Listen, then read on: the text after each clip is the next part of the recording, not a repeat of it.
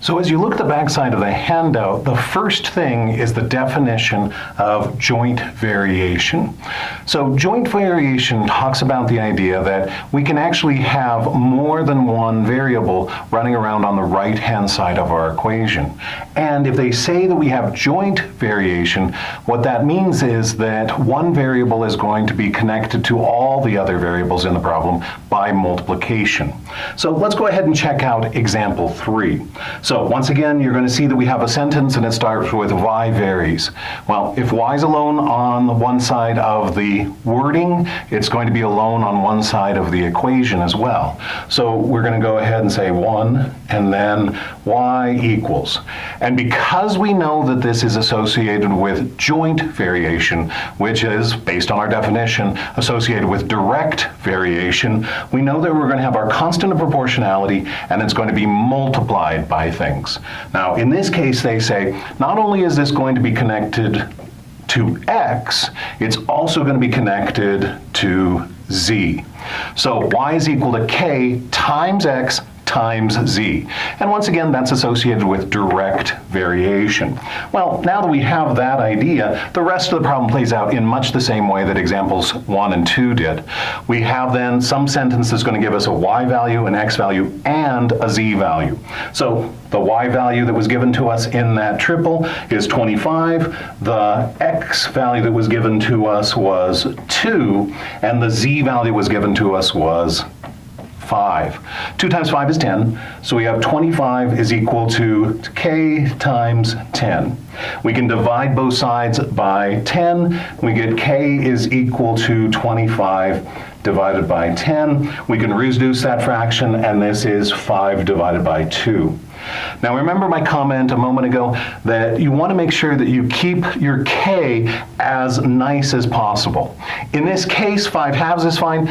The decimal value would be okay on this one as well, because dividing by 2 doesn't make a really ugly decimal that would have to be rounded a lot. But again, in general, I'm going to just suggest go ahead and leave your k value as a fraction, then you don't have to worry about that rounding error. So now that we have that, then we can plug it in. We have y is equal to k, well that's 5/2, times x times z. Now the final piece then, they're going to give us 2 values, and we're going to have to find the third. And in this case, they have given us an x value and a z value, which means we can calculate the y.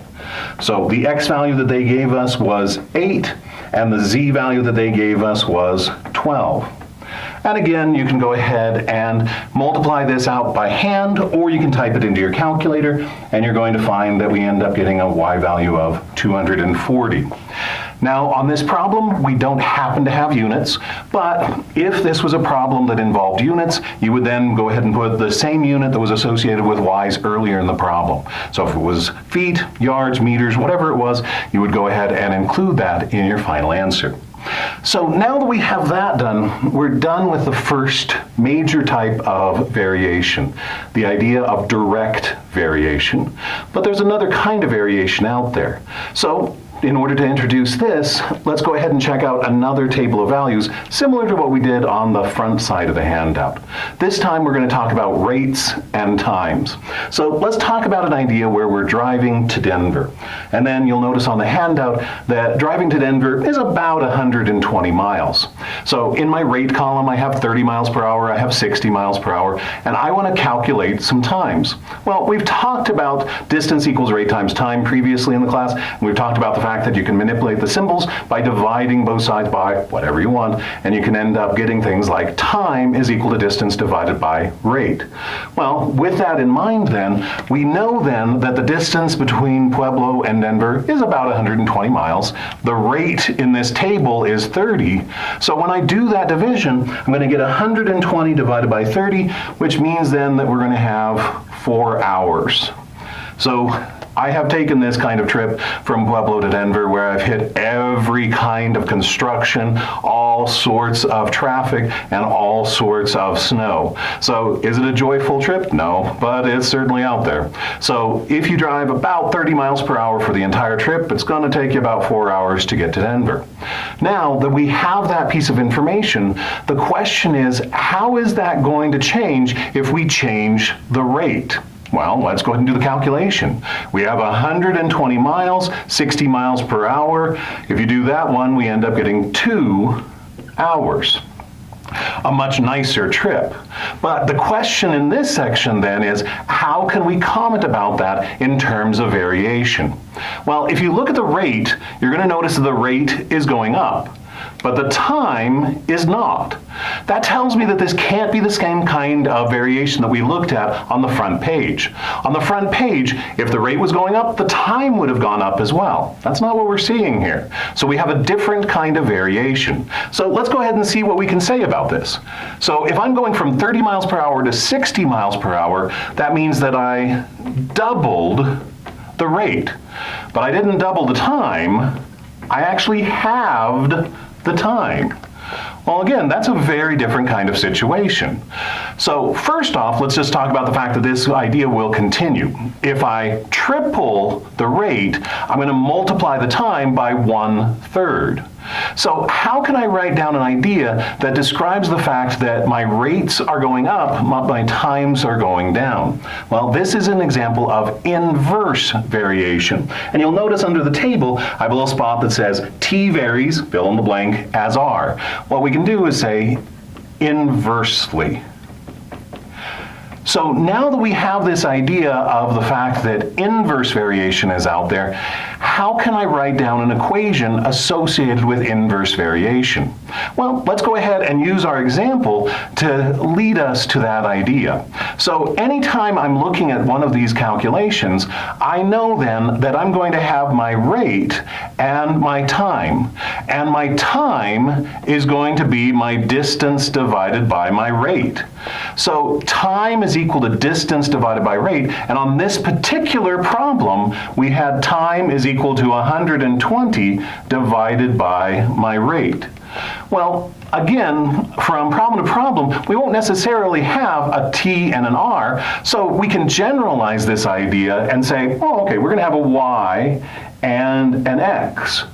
But from problem to problem, our constant is going to change as well. In this case, the constant that connected these two pieces happened to be 120. But on the next problem, it might be 5. On the next problem after that, it might be 52.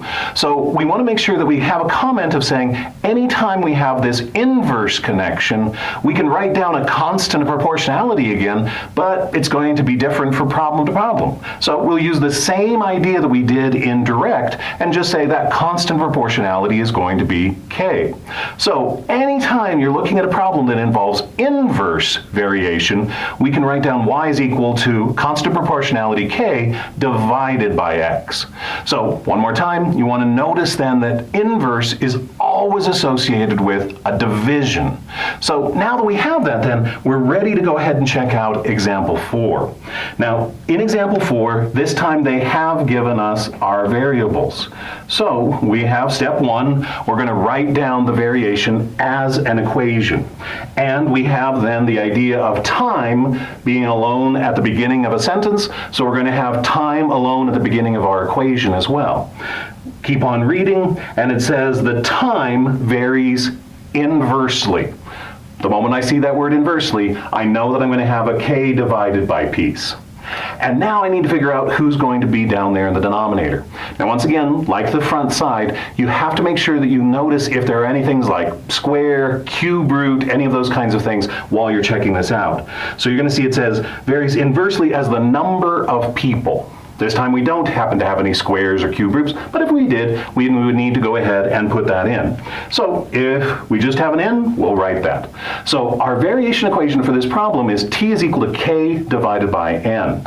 Well, step number 2 then, they're going to give us a t value and an n value, and that will allow us to solve for k. So let's check it out. T is going to be 8, and n is going to be 5. Now, at this point, sometimes people try to reinvent the wheel. They come in and they say, oh, I don't know how to solve this for k, so they'll divide both sides by 5 again. No, you don't want to reinvent the wheel on this one. You want to realize this is just a linear equation. So the k and the 5 are connected by division. In order to undo a division, you're going to multiply both sides by 5. So if I multiply both sides by 5, on the right-hand side, the 5's cancel. On the left-hand side, I have 5 times 8. So I end up getting that k is equal to 40. Again, step number 3 then is to just go ahead and plug in that k. So I know t is equal to k, which we just solved for this problem to be 40 divided by n. Now, once again, they can give me a t value, I can give them back an n, or they can give me an n and I can calculate a t. So on this problem, they happened to give us an n value. And that n value that they gave us was 4. So I'm going to go ahead and plug that in. 40 divided by 4 then gives me 10. So the only thing that's left to do at this point then is to see what the unit was for our time. And you go back, you find a time, you find its unit. In this case, it happened to be hours. So I'm going to go ahead and put that unit on there. So this time then, we have the idea that our t value would be 10 hours. At this point, you are ready to go ahead and do the problems in terms of worksheet 25, and then once you have that done, you can go ahead and move on and do homework 25 in the MyLab math system. Have fun.